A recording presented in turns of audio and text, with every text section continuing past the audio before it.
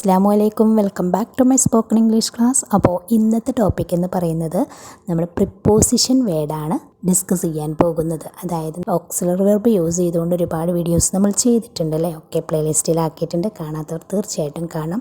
അപ്പോൾ ഇനി മുതൽ നമ്മൾ ചെയ്യാൻ പോകുന്നത് പ്രിപ്പോസിഷൻ വേർഡാണ്.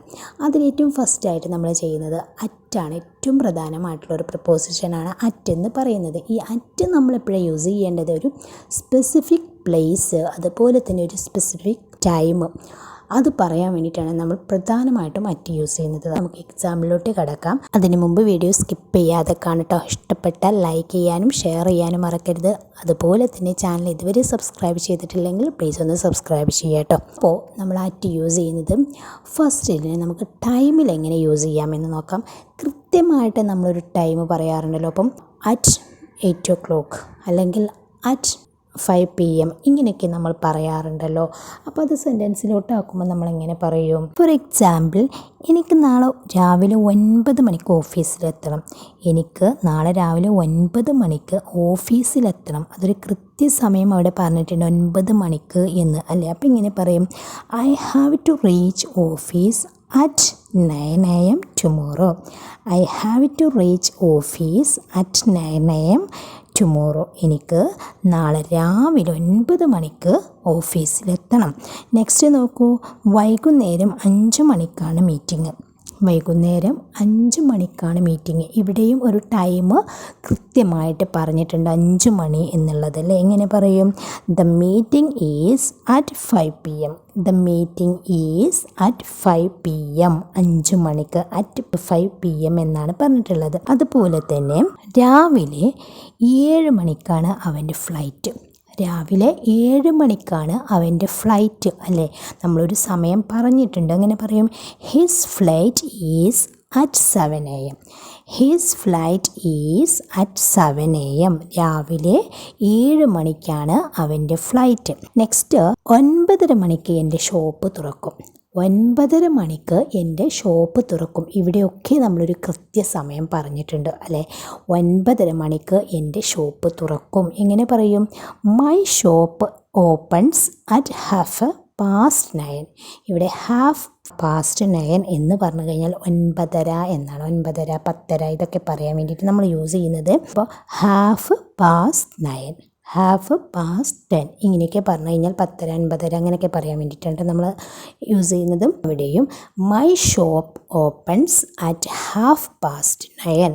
9:30 മണിക്ക് എൻ്റെ ഷോപ്പ് തുറക്കും. 8 മണിക്ക് അവൻ ഉറങ്ങും അല്ലേ. കൃത്യം 8 മണിക്ക് അവൻ ഉറങ്ങും. നമ്മൾ പറയാറില്ലേ, he sleeps at 8 o'clock.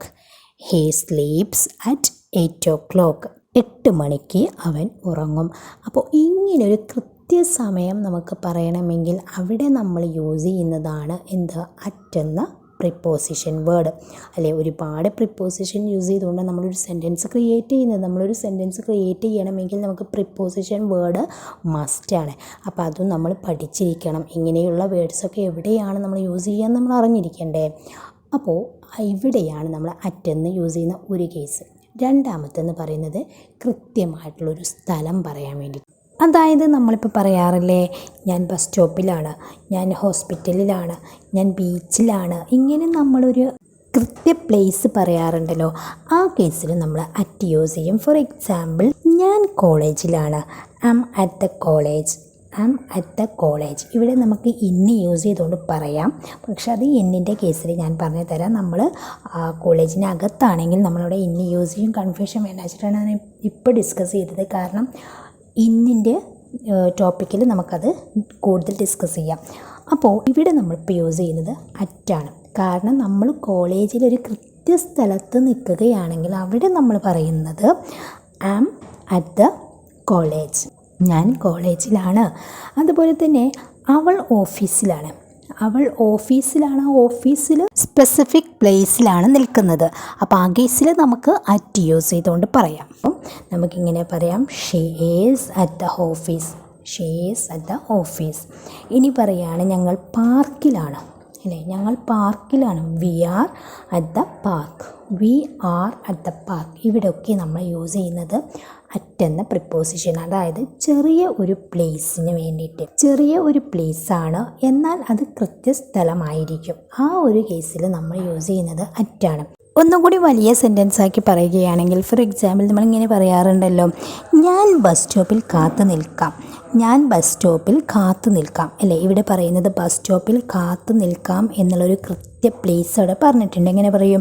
I will wait at the bus stop. I will wait at the bus stop. ഞാൻ ബസ് സ്റ്റോപ്പിൽ കാത്തു നിൽക്കാം. ഇനി നോക്കൂ, ഞാൻ ഹോസ്പിറ്റലിൽ ഡോക്ടറെ കാണാൻ നിൽക്കുകയാണ്. ഞാൻ ഹോസ്പിറ്റലിൽ ഡോക്ടറെ കാണാൻ നിൽക്കുകയാണ്. ഇവിടെ നമ്മൾ ഹോസ്പിറ്റലിലാണ്, പക്ഷെ നമ്മൾ ഡോക്ടറെ കാണാൻ നിൽക്കുകയാണ് എന്നുള്ളൊരു കൃത്യ പ്ലേസ് ഉണ്ടല്ലോ. അപ്പോൾ എങ്ങനെ പറയും? I am waiting to see the doctor at the hospital. I am waiting to see the doctor at the hospital. ഞാൻ ഹോസ്പിറ്റലിൽ ഡോക്ടറെ കാണാൻ നിൽക്കുകയാണ്. നെക്സ്റ്റ്, അവൾ ഇപ്പോൾ ബീച്ചിലായിരിക്കും. അവൾ ഇപ്പോൾ ബീച്ചിലായിരിക്കും. ബീച്ച്, പാർക്ക് ഇങ്ങനെയുള്ള സ്ഥലങ്ങളൊക്കെ പറയുമ്പോൾ നമ്മൾ യൂസ് ചെയ്യുന്നത് അറ്റ് മാത്രമാണ് കേട്ടോ. അപ്പോൾ അവൾ ഇപ്പോൾ ബീച്ചിലായിരിക്കും. She will be at the beach now. She will be at the beach now. അവൾ ഇപ്പോൾ ബീച്ചിലായിരിക്കും. അപ്പോൾ ഇങ്ങനെയുള്ള ചെറിയ പ്ലേസുകൾ, കൃത്യമായുള്ള പ്ലേസുകളെ കാണിക്കാൻ വേണ്ടിയിട്ടാണ് നമ്മൾ അറ്റ് യൂസ് ചെയ്യുന്നത്. അതോടൊപ്പം സ്പെസിഫിക് ടൈം സൂചിപ്പിക്കാൻ വേണ്ടിയിട്ടും നമ്മൾ അറ്റ് യൂസ് ചെയ്യും. ഇനി വേറൊരു കേസ് എന്ന് പറയുന്നത് നമ്മൾ ഹോമിൻ്റെ കൂടെ, അതായത് അറ്റ് ഹോം. എവിടെയാണെങ്കിലും അറ്റ് ഹോം. ഞാനിപ്പോൾ വീട്ടിലാണ്. അവിടെ നമ്മൾ ഇൻ ഹോം എന്ന് പറയാനേ പാടില്ല. ഹോമിൻ്റെ കൂടെ നമ്മൾ പൊതുവായിട്ട് യൂസ് ചെയ്യുന്നത് അറ്റ് തന്നെയാണ്. ഇപ്പോൾ ഞാൻ വീട്ടിലാണ്. എങ്ങനെ പറയൂ? I am at home now. I am at home now. ഇവിടെ നമ്മൾ ഐ ആം ഇൻ ഹോം എന്ന് യൂസ് ചെയ്യാൻ പാടില്ല. ഹോമിൻ്റെ കൂടെ നമ്മളെപ്പോഴും യൂസ് ചെയ്യുന്നത് അറ്റ് തന്നെയാണ്. അവളിപ്പോൾ വീട്ടിലാണ് എന്നെങ്ങനെ പറയും? She is at home now. അപ്പോൾ ഇങ്ങനെയുള്ള കേസിലൊക്കെയാണ് നമ്മൾ അറ്റ് യൂസ് ചെയ്യുന്നത്. ക്ലിയർ ആയല്ലോ? ഇനി നമുക്ക് നെക്സ്റ്റ് പ്രിപ്പോസിഷൻ പഠിക്കുമ്പം ഒന്നും കൂടി വ്യക്തമാകും. അപ്പോൾ കൺഫ്യൂഷനൊക്കെ മാറിക്കിട്ടും. അപ്പം ചില സ്ഥലങ്ങളിൽ നമ്മൾ ഇന്ന് കാണാറുണ്ട്, ടു കാണാറുണ്ട്. അപ്പോൾ ഇതൊക്കെ എങ്ങനെയെന്നുള്ള കൺഫ്യൂഷനൊന്നും വേണ്ട. ഓരോരോ പ്രിപ്പോസിഷൻ യൂസ് ചെയ്തുകൊണ്ട് നമുക്ക് സെൻറ്റൻസ് ക്രിയേറ്റ് ചെയ്യാം. അപ്പോൾ എല്ലാ ഡൗട്ടും മാറിക്കിട്ടും. അപ്പോൾ നിങ്ങൾ ഈ വീഡിയോ ഇഷ്ടപ്പെട്ടാൽ ലൈക്ക് ചെയ്യുക, ഷെയർ ചെയ്യുക, സബ്സ്ക്രൈബ് ചെയ്യാത്തവർ സബ്സ്ക്രൈബ് ചെയ്യുക, ബെല്ലൈക്കണും ഓൾ ഓപ്ഷൻ ഒന്ന് ക്ലിക്ക് ചെയ്ത് വെക്കുക കേട്ടോ. വീഡിയോൻ്റെ അഭിപ്രായം മസ്റ്റായിട്ടും കമൻറ്റിൽ അറിയിക്കുക. അപ്പോൾ ശരി, താങ്ക് യു.